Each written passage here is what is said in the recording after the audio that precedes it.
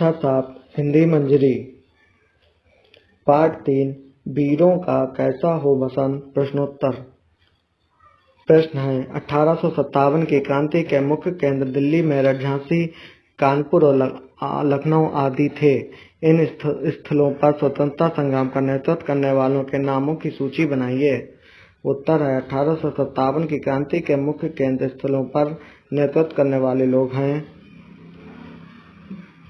दिल्ली के बहादुर शाह जफर, मेरठ के धन सिंह गुर्जर, कानपुर के नाना साहब, लखनऊ के बेगम हजरत महल झांसी रानी लक्ष्मीबाई, इलाहाबाद लियाकत अली, बिहार के कुंवर सिंह, बरेली के खान बहादुर खां, फैजाबाद मौलवी के अहमदुल्लाह, फतेहपुर के अजीमुल्लाह।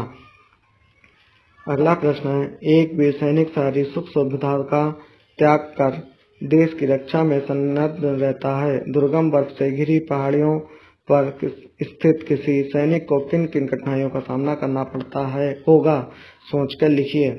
इसका उत्तर है देश की सीमाओं पर तैनात सैनिकों को अनेक कठिनाइयों का सामना करना पड़ता है। बर्फ से घिरी दुर्गम पहाड़ियों पर दिन रात उन्हें खराब मौसम की मार झेलनी पड़ती है। हमेशा शत्रुओं से चौकस रहना पड़ता है। 0 डिग्री से नीचे के तापमान में भी बिना थके बिना रुके प्रहरी का कार्य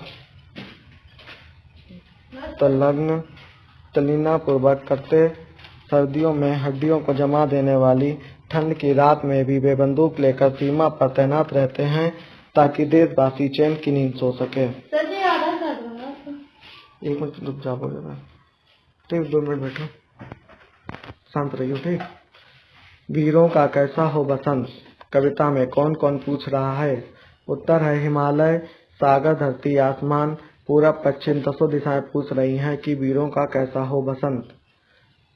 वीरों के लिए बसंत के रंग और क्या क्या स्वरूप हैं। उत्तर है वीरों के लिए बसंत के रंग और रण का स्वरूप यह है कि वीर बसंत ऋतु के रंगोत्सव से परे बसंती चोला पहनकर देश की रक्षा व स्वतंत्रता हेतु रण के लिए रणभूमि की ओर निकल पड़े हैं। उनका चोला बसंती रंग का है जो वीरता और बलिदान का प्रतीक है।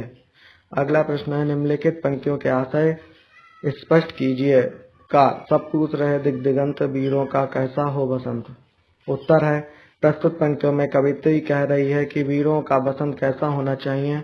वे वीर जो सवस्त्र त्याग कर देश की रक्षा हेतु तन मन बलिदान करने चल पड़ा है, उसके लिए बसंत कैसा हो।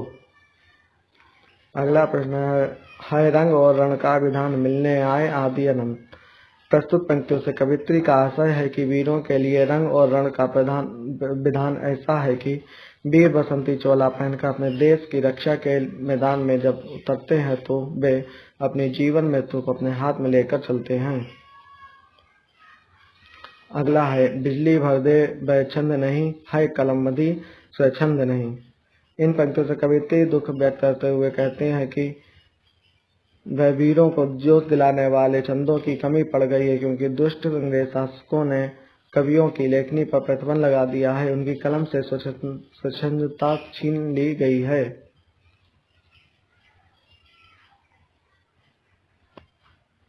अगला प्रश्न है कविता में अब कवि अतीत से मौन त्यागने के लिए क्यों कह रहे हैं।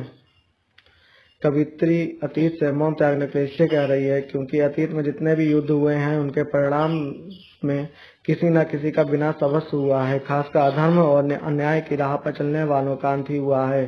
अतीत इस बात का साक्षी रहा है। सीता का अपहरण करने वाले रावण की लंका का जलना हो या पांडवों द्वारा कौरवों का सर्वनाश, यह कवित्री द्वारा अतीत से मौन त्यागने की बात करने का तात्पर्य है कि वर्तमान पीढ़ी को अतीत से सीख लेने को प्रेरित कर रही है और लोगों की युद्ध की विभीषिका से बचाना चाहती है। अगला प्रश्न है पर्यायवाची लिखिए। भू, नभ, पुष्प, मधु, बिजली, इन सबके पर्यायवाची आपके समक्ष दिए गए हैं। अगला है निम्नलिखित समस्त पदों का विग्रह कीजिए।